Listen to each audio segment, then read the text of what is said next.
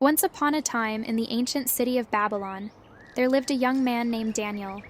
He was a kind and believing man who always did the right thing. Daniel was an Israelite and a respected member of the community. Daniel was very smart and talented. He was good at managing affairs and always did his work honestly and righteously. The king saw his intelligence and wisdom, and therefore made him an important official in his kingdom. Daniel became famous for his prophecies and wise advice. Some people around Daniel became jealous of his success.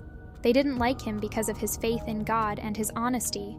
They wanted Daniel killed so they could gain more power and influence. They came up with an insidious plan and approached the king with a proposal.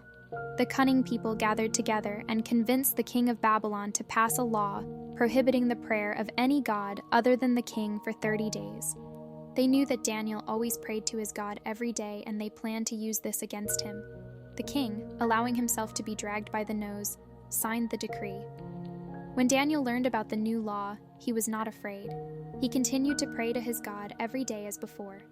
He knew that God would always be with him, even in the most difficult times. Daniel was resolute in his faith and decided not to change his beliefs.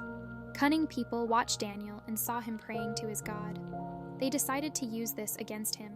They reported the violation of the law to the king and accused Daniel of disobedience. The king, having doubts but ultimately having no choice, ordered Daniel to be thrown into the lion's den.